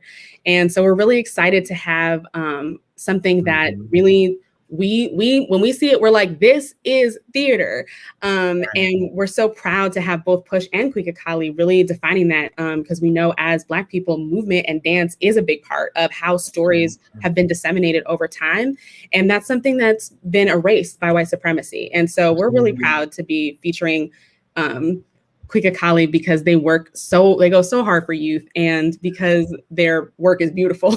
Gorgeous. Yeah. And our company is incredible representation of who we are. You know, my co-founder, he's Guatemalan and I'm Black. You know, we are America. You know, I too sing America. So I'm really happy to have some fierce representation in our festival that really identifies with us as much as it does with our community and what we stand for, which leads us to our last one, Aida. I too sing America. That is a quote from that Langston Hughes poem, from which this piece is inspired. So this piece has a really beautiful history with SF Baco, because Othello Jefferson, who is the music director and inspiration and composer behind this project, was actually a mentor to a bunch of people who created SF Baco and to This Black man taught me how to sing, y'all. He did. Yes. And so back in 2016. Yep. Whoa, 2016, man. What a year. Back in 2016, something good did happen. And No, 17. 2017. Yes, okay. It was. We were coming off of it. We were like, whoa, what do we need to do? It was 2017. Yeah. Okay. That this really was the call to action from that 2016 shit. Y'all know what I'm talking about. I Too Sing America takes the work of great artists of color, that is poetry, and turns it into music, song, dance. And they took this collective of singers and dancers from the Bay Area and created this piece. So it's directed by Jamie Ensure, and it has movement direction by Christine Chung. So we have like this dope, diverse group of people who are like coming together to amplify art in a way that is super unique and innovative. And it's really this day, you know, there's a lot of ways that you could come to this festival, because you can see everything in the festival in one day, or you can see like half the things. You can come, take a break, go get lunch, come back. We like Coachella for theater and black and brown people, y'all. That's what it is. That's what it is. You know, because normally you go to the theater and it's like at night and you like sit down for like 2.5 hours and then you get up. And we were like, no, bump that. We want it to be like a festival. Like you go and you get to choose your own adventure, and you can see lots of different kinds of things, lots of different stories coming together. And it's affordable. It's only $30. Like so cheap to go to the theater to get so much of our stories for such a package. Yes. Amazing. Well, when you get 2 of them for 30, by the way, excuse me, you get 2 of them. Yeah. And if anybody out there, like, stop sharing the screen so we can. I mean, if you finish, I want the flyer so I can get it out to the community. Ooh, yes. Let me stop. If anybody out there has a group too, like we do have like group prices. Any like you know, any kind of group. We really want people to come who maybe would not have already thought that the theater was a place where they belong, because we know a lot of theaters are not. And we know we're getting funded by the Dreamkeepers Act to make our art. So we're not like normally we're not here competing with white organizations like, oh, we got to get the ticket prices, we got to make ends meet, we got to make ends meet. No, we actually can just focus on process and telling stories for once. We get to just do the beautiful thing. You know what I mean, John? Like not tell the stories and also like, oh, but did we make ends meet? Oh, we can't tell that story because it didn't make no money. Fuck that. That is so of yesteryear. We get to make our stories because they're worth it. Dr. Show Davis said, here's some money. Go make your value story. I said, thank you. I said, thank you. And now we can do it, you know? So we want to get like buses of kids here to the theater, you know? We got space for them. We have space to bring whole groups to the theater for these blocks. We have so much space and capacity. So I think we have the opportunity to make it happen. We go do it. But listen to the community out there watching tonight. This is why I love this segment. If you didn't get nothing out of this segment, do you feel the energy? Do you feel the passion? Do you feel the love for our people? This is why these resources here. You just learned something very impactful tonight. Theater, they're bringing it back. It's about us. Us. Come learn about us. $30 for two, that is a deal. You can't even go to the movies right now and get tickets for $30. So this is an opportunity to be a part. Now, is this a 2-day event? I've seen October 16th and 17th. Are y'all going to do more? I mean, I see y'all did a strategic around October as the weather start changing, as time start going back an hour. You know, we want to make sure that we keep these type of events going on during the winter time. So as holiday time, families, this will be a great time for families to bring out our young people and get them and show them some culture, some history, some dance, some things that just powerful. This is powerful stuff here. This is why I get just excited. Just a 2-day event. It's just a 2-day event on the 16th and the 17th, but it goes all day from 1 o'clock all the way to 9 o'clock. And I just put in the chat this article that we got about how the funds were redirected from the police to be given to SF Bay Area artists to make their art. So if you want to check that out, London Breed is quoted in there. Dr. Show Davis is quoted in there. Even Smiley, who you're talking about from Bayview Opera House, that's our girl too. She's quoted in there. So is Aida. Now, I gotta ask you a question. Is Brother Joffrey the man? Is he a part of this? Okay. SF Recovery. He promised me. So I see Brother Simpson out there. Get the man on here and tell him he owed me. He said he was coming on both sides of the conversation. You need to get his number. Y'all got to do some theater for us on here, but I got a better one. Miss Izida. Is it Izida? I say it. Come on, say it one more time. Aida. Y'all need to do something about John Henry. I got a phenomenal story. What's your story? I'm not going to tell the people. You the last black man in San Francisco? They're not going to turn in. They're not going to tune in. I got to wait. We got to put it together. You got to write this story, and then I'll be the star in it like Rodney. I think that's a great play though, Rodney. I wanted to say that. I want to see you. We might be onto something. That might be the kind of stories we need to be telling. You joking? I'm you might not want to hear it. You know, I'm a little radical. I'm a little out there. They say so. You know, they might not want to hear about that from me. But you need to come see my play. It's out there. It's radical.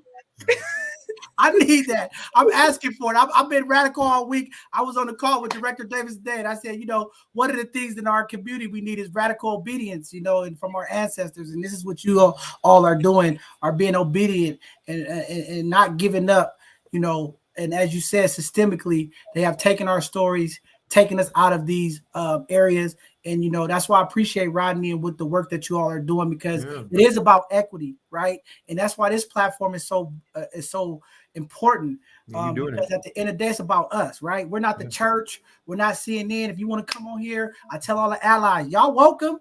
But it's going to get colorful. It's going to get a little passionate. We're going to keep it real, right? It's like the backyard barbecue. If you want to be a part of some people that's going to keep it real, we're going to keep it real. I ain't censoring nobody. You know, we try to be respectful because we do have young people that watch. Right. You know, we don't get crazy with it, but we also just want our people to be authentic, our authentic self. And we want to be able to express ourselves, because so many times we have a lot of trauma, pain, and things that's been in us.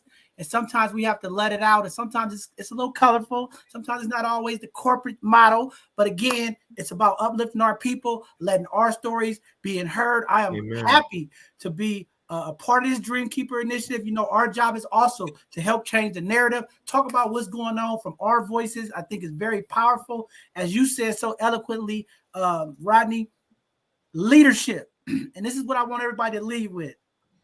If you watch tonight and you seen what Rodney's doing, Push Dance is doing, the Baby Opera House, Cold Tenderloin, right?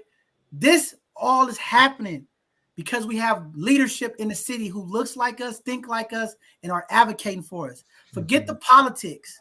Forget the issues that people have personally with our leadership. We got some phenomenal leaders in this city that is helping push Black folks forward. And as the Dreamkeeper Initiative and as community, we got to get behind and support our leadership. We have a phenomenal mayor. We have a phenomenal board president. We have a phenomenal leader and Director Dr. Cheryl Davis. This is the type of work that is coming out. And we had Director Davis on here a couple of weeks, and I told people she's a genius. And they think that I'm brown nosing, and I've said, listen, man, I know talent, and I know people that have that God talent, right? And she has a vision. As community, we need to uplift and support our community. That's what this is all about. Uniting our communities, working in solidarity, stopping some of the past behaviors that we did. And we're going to use this Dreamkeeper Initiative to be an opportunity to work collaboratively, to lift each other up, to work together, do some forgiveness and healing in this process. We're going to have these difficult conversations, and we're going to have Rodney them blessing us in the theater, giving us all straight real stuff. Go ahead, Rodney. I'm going to bring up Antoine and Elgin for the question tonight so we can get everybody here. I got to just speak on Dr. Cheryl Davis. You know, this past year, I think she probably saved or helped to improve the future of what Black people's existence are going to be for a long time.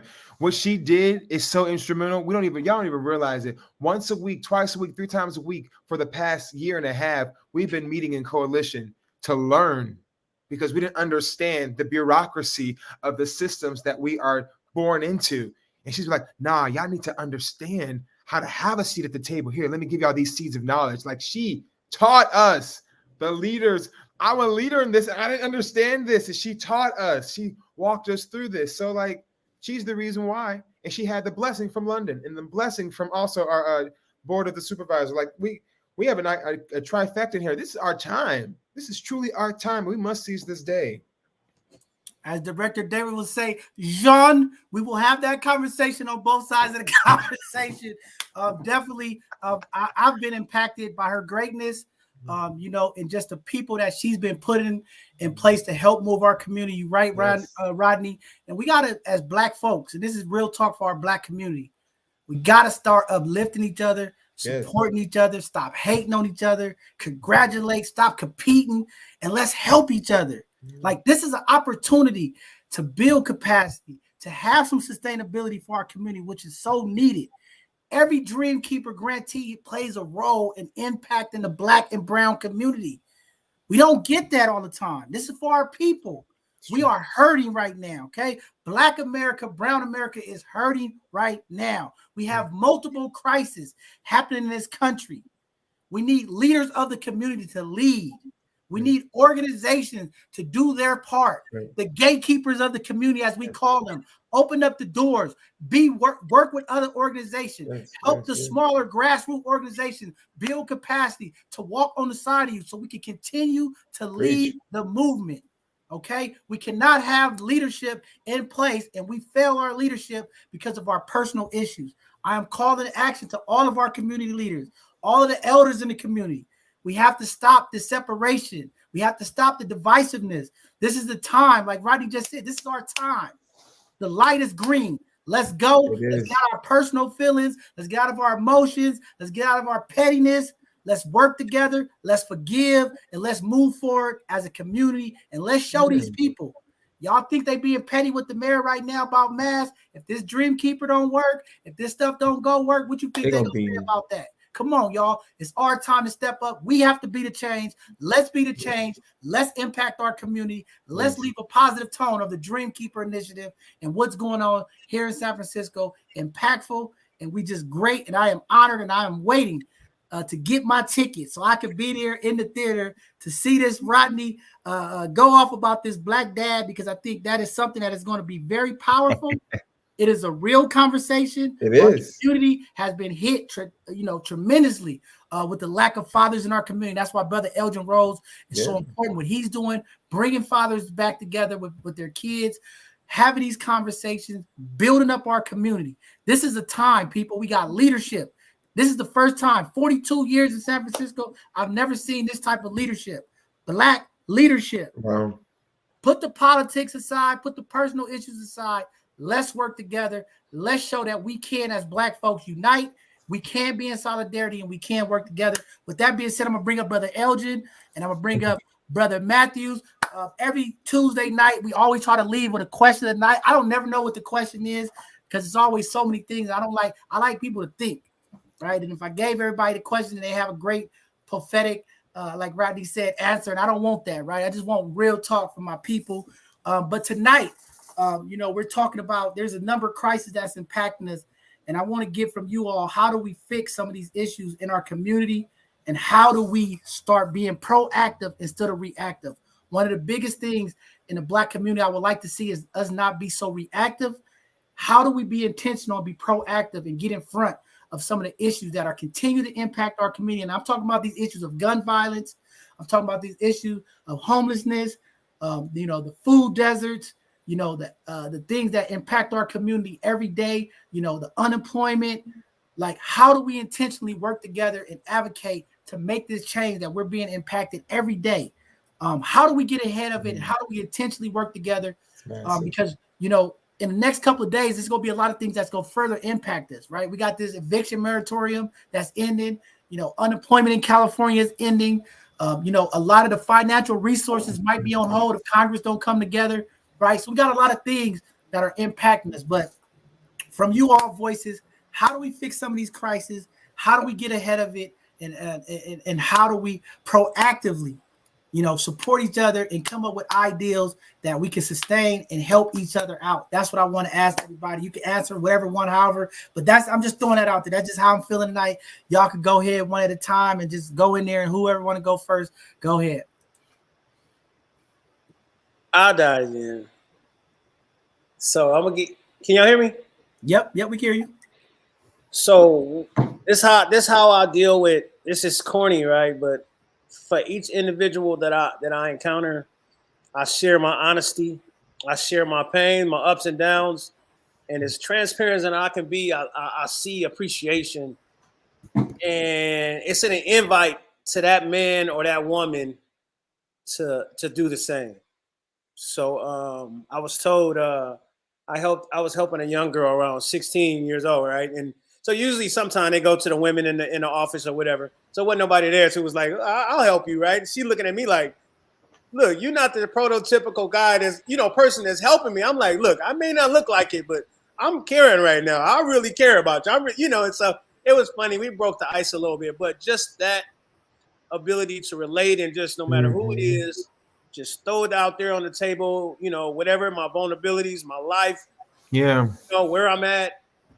And it's helpful because people ain't what you think they are. People ain't stuck in, people don't want to be miserable, and people don't want that life. I sold dope for 30 years and hustled in a Tenderloin, and it's a trap. It's a trap that we we put ourselves in, and then we stuck in if somebody don't come grab us out of or share something with. So share, honesty, and it's hopeful. Man, I think that's powerful, especially in the Black community. We got to start trusting again. So much of this trauma and things that have impacted us, we've lost trust. We don't trust anybody. And I think that's a great point to share, be open.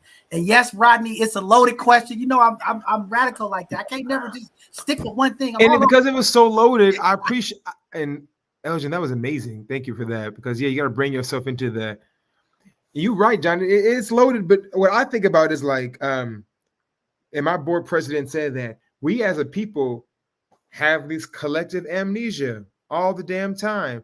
Oh, I forgot that happened. The hell you mean you forgot that happened?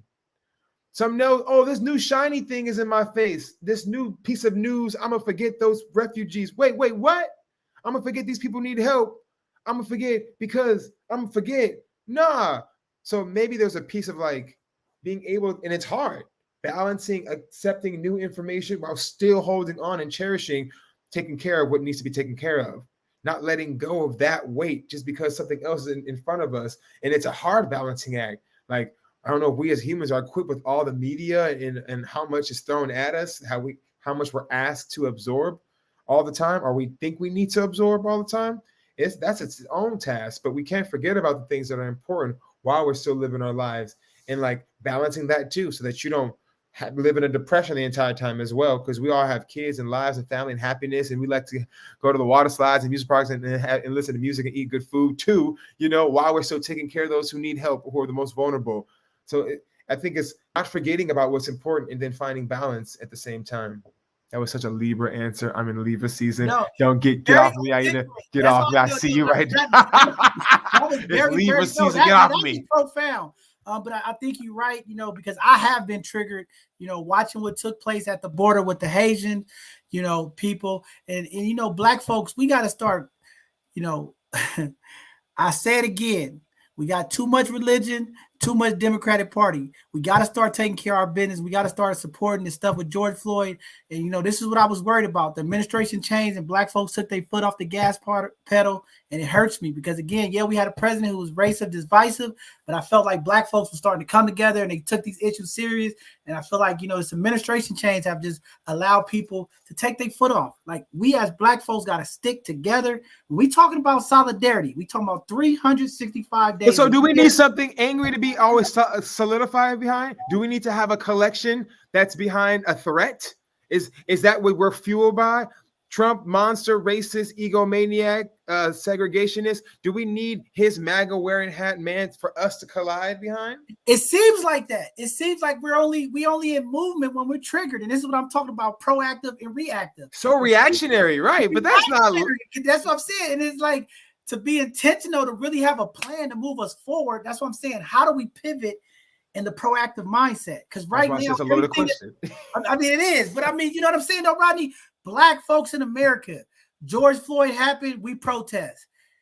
Things go by, we take our foot off. Like, how do we stay in front of the thing, right? And not only did George Floyd die, we just had Congress a couple of days ago. They can't even get the bill passed for police brutality, right? And then even in that bill, it wasn't a complete bill to really protect Black folks. So again, how do we strategically be intentional to really have impact in our community consistently for sustainability? Like crazy stuff. But Brother Antoine or Asita, I cannot get it right. I just cannot get it right. I'm just gonna leave it alone. I'm just gonna call you Ari. That's it. I'm just gonna call you Ari tonight. This is it. I can't do it no more. Aida with a D. I don't know. When I get off tonight, it'll all come to me. But go ahead. One of y'all two, go ahead and jump in here before we end tonight. Come on, good brother.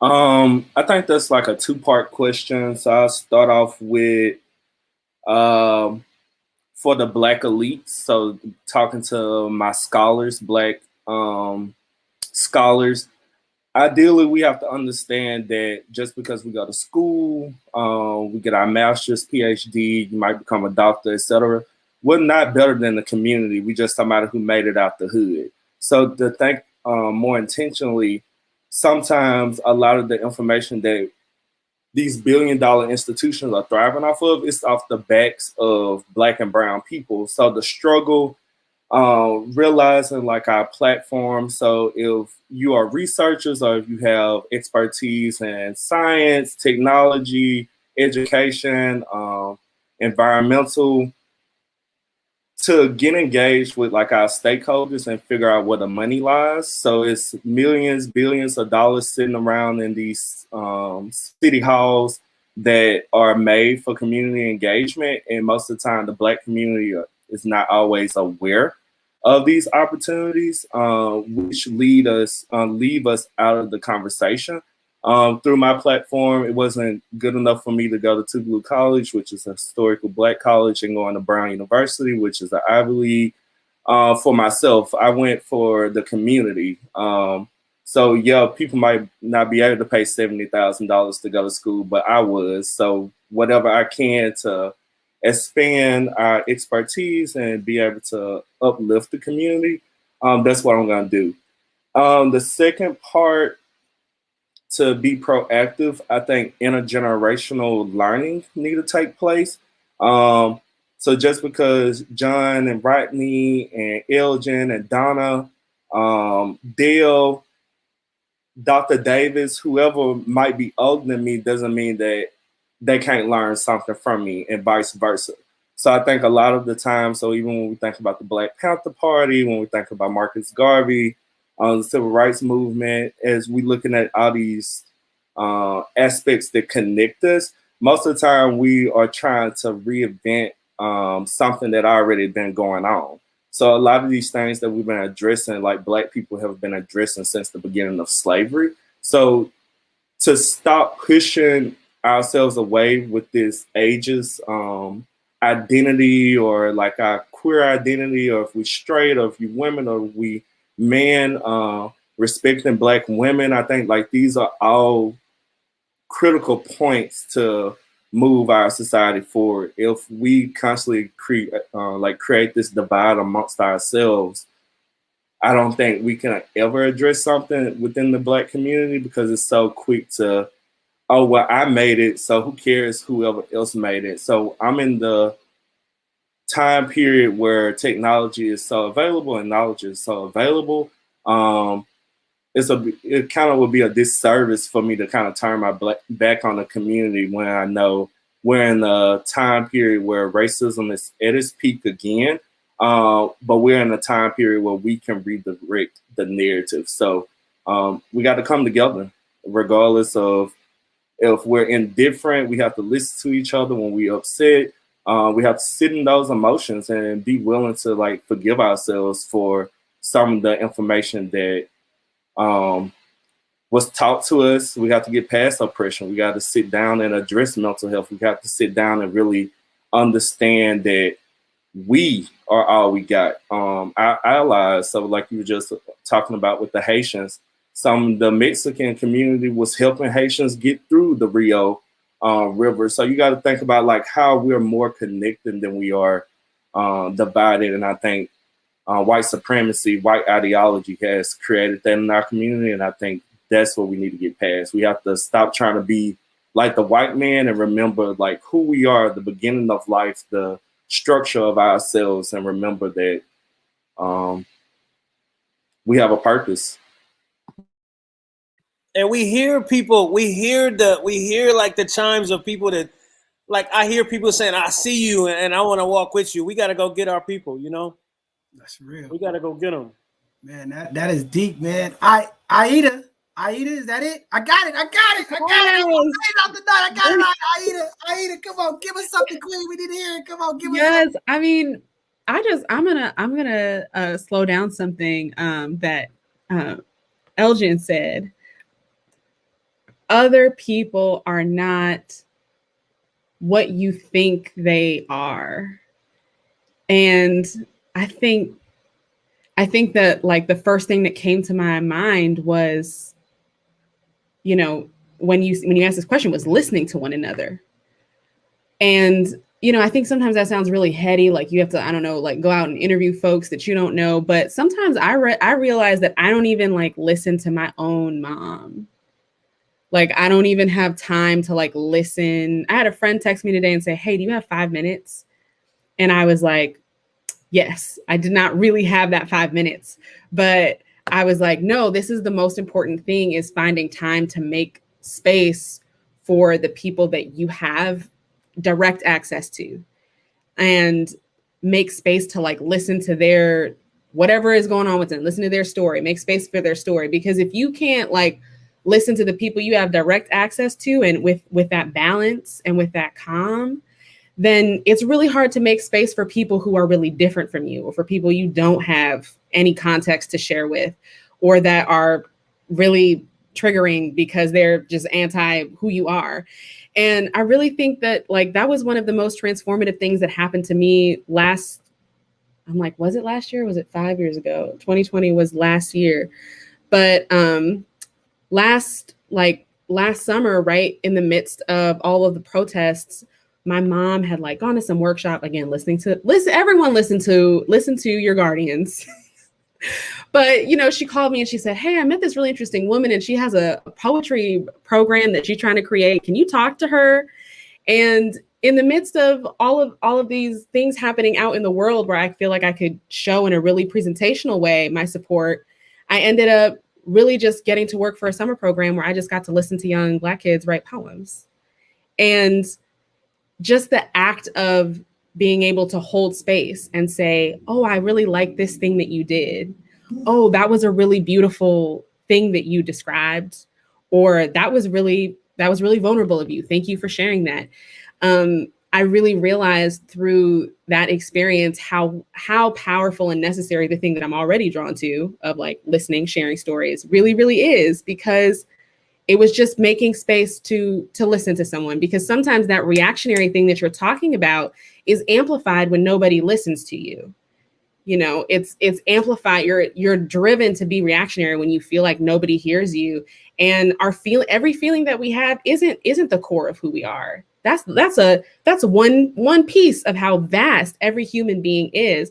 And I think that that's something that, when coming from people who were literally commodified, we're in a process of recognizing that we are completely uncommodifiable, that each of us is so vast that, you know, listening to someone, that's like sitting by the beach, you know, and just getting to watch the horizon.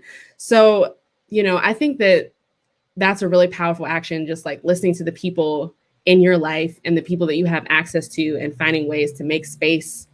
And, you know, when you find yourself like in direct conflict with your people, that's when you know something is like off, and you're like, oh, like the people that are like the direct points of access in my life, like I need to like make space. I need to breathe. I need to take care of myself. So yeah, really like listening to each other and really taking that in, that like even the people that you already know and love, like they're not your thought. They're an ocean, you know, and we have to keep going back and seeing what they have to offer. So yeah, that's what I really believe. I'm so inspired by being with this group tonight. The virtual space is so epic. This is definitely very powerful. And you know, the echo and co-sign what you and Elgin said, vulnerability is the biggest thing that we need in our Black community, especially Black men. When we talk about mental health, when we listen to brothers like Elgin, this is why I tell him he is so powerful. As Black men, we need to hear other Black men be vulnerable about the pain, the loss, the things that we go through. Very, very powerful stuff. Very, very important stuff. And you know, that's why I always thank Elgin for being honest, being open. And we try to get these brothers to come on here to be open so that our Black men in the community can heal. So often the Black women of our community, they get healing, they have groups and they have chats and they have their girlfriends. As Black men, we don't have that as much, right? So it's very important that we be vulnerable, we be open. And that's why we use this sacred place here at both sides of the conversation, to have those conversations, to let our community know it's okay. You here with family, we can agree to disagree. But again, we will have those conversations to empower and impact our community. Very, very powerful stuff. And then lastly, what you said, that is so important, so real, because I just lost my mom last week. We in the community have to love the people, tell the people that we love, right? Reach out, communicate, do that. We don't never know. We in some times right now, every day I'm looking on my timeline, more and more community people, more and more families, losing people to death, losing people to COVID. Right. And as Black folks, you know, we need our time to grieve. And because of COVID, we can't even grieve. We can't have proper funeral services. We can't do a lot of the normal things that we do culturally. So mental health is very important. But to community, love your people, love the community. You know what I'm saying? And like you said earlier, have compassion, have humility. You know what I mean? Some people are just so disrespectful while you're grieving. It's all about them. When people are going through stuff, be open to understand people are going through things. Have a little discernment. Our community has just become so raw, you know, but we got to have humility. We have to have compassion. And for our leaders, not only our elected leaders, but our leaders that's on this call tonight, let's continue to pray for them. You get what I'm saying? Pray for me. There's a lot of things behind the scenes people don't know that we go through. Some of our leaders go through. You get what I'm saying? People and their families go through. You know what I'm saying? When you start advocating for Black folks, you start leading for Black folks, you start uniting Black folks, there's a lot of hate. There's a lot of things that come on. There's a lot of threats that people don't even know. But again, I will never be in fear. If my ancestors could do it, I could do it. There's a lot of things behind the scenes. People don't even know what I go through to advocate for our people. When they see us in unity, when they see us in solidarity, when they see us in space. Y'all don't understand some of the trolls and some of the people that email and come on there like, y'all sure ain't nobody killed nobody tonight. Y'all all together, who gonna die? Like, it's a lot of threats and things that happen behind the scenes that we don't even talk about that happen. So pray for our leaders. Pray for the people that's on this call, that's standing up for community, that's trying to make a better way. Like, we got to, at some point, get behind these people and support them. We can't get jealous. We can't compete. We got to say, hey, this brother doing this, how can I help you? This sister doing this, how can I help you? Right? And at the same time, as community, these people that's leading for us, these organizations that's out here feeding our people, helping our people, housing our people, educating our young people, pray for them, man. Like, it's a lot going on, right? It's a lot of people who want to give up and quit. A lot of people burnt out, right? As community, we got to do a better job, support each other, uplift each other. And again, have a little compassion and humility and a little understanding. Everything don't happen when you want it. But again, we all know, as we continue to do this work, as we continue to positively impact our community, that negative energy, that devil energy is there, and he's going to continue to attack. I buried my mom. I've been attacked so many ways over the last week, just dealing with stuff. But that's what the devil do, because they want to discern. They want to push it. They want to push that negative energy, want to stop us from what we're doing.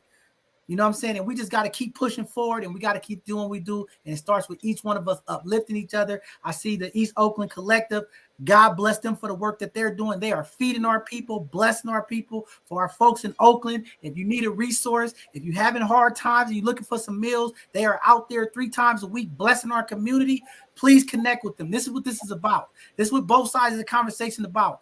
Getting these intersections, meeting everybody at these different intersections, bringing these resources and the information. You know, this theater group coming on tonight, Cold Tenderloin. Y'all just got some gems tonight, services. A lot of families looking for our young people, how to connect our young people, families out there. You got Cold Tenderloin. You want to get out and see some real inspiring work. You want to see some stuff. Go check out this theater. Go out here and support. Let's start supporting each other, uplifting each other. This is what this Hidden Gem segment is about, uplifting our people. Supporting each other. Don't just sit back and go to the AMC, to some rich lounge share movie theater. Go to the community theater. Go see Rodney perform. Go experience. I mean, they are telling life stories. You want to know what a young male feels like when he want his dad and his dad don't show up when he's going through stuff? Go check that out.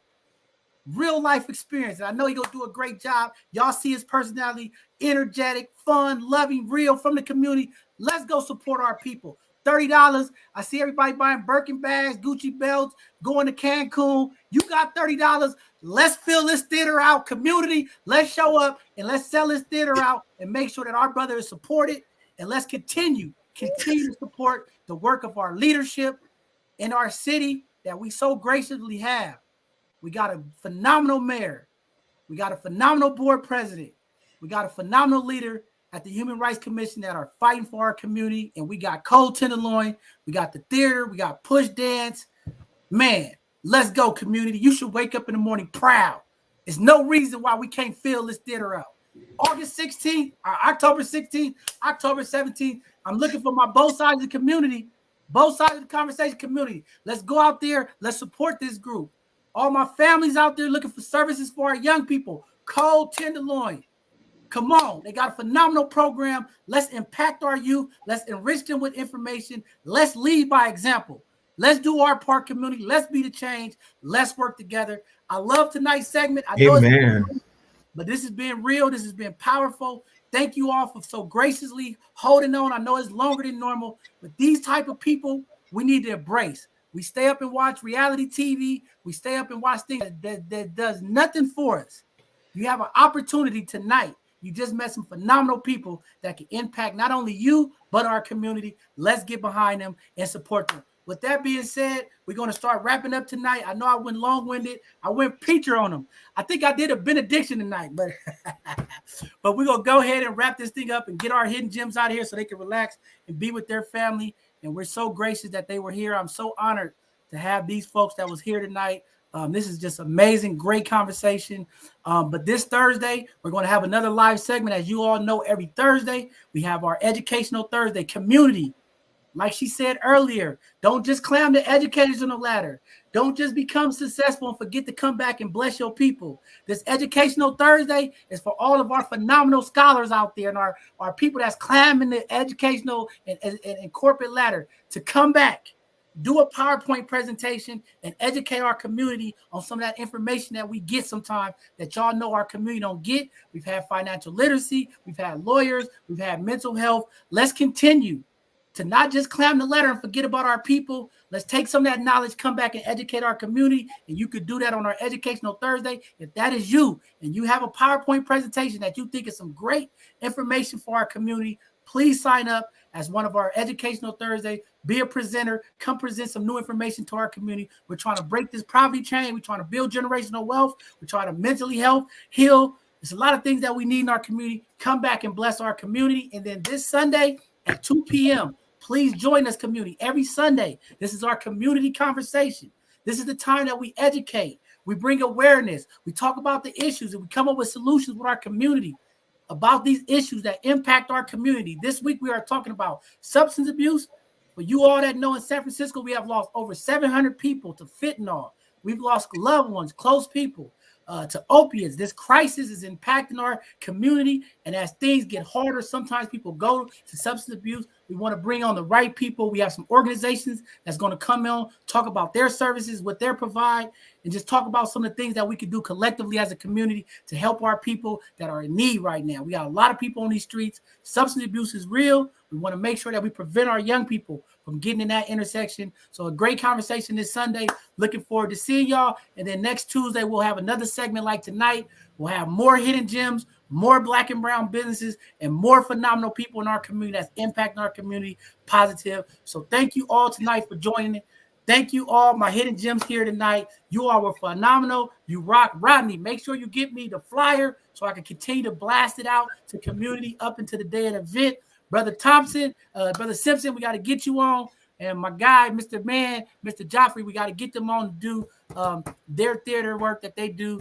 I think they did a phenomenal event with their drug play that they did for the Mega Black. We want to bring it here for community. So looking forward to him. Thank you all so graciously for hanging night. Have a blessed evening. Be safe. And continue to do the great work you do. And anything that we can do here at Both Sides of the Conversation to uplift and support you, we will. Please get us the flyers. We'll blast out on all our social media handles and make sure that community is connected with our resources. Thank you all for the work you do. We'll see you all this Thursday for our next live. All right, have a blessed one. Love you, brothers. Appreciate you, John. All right.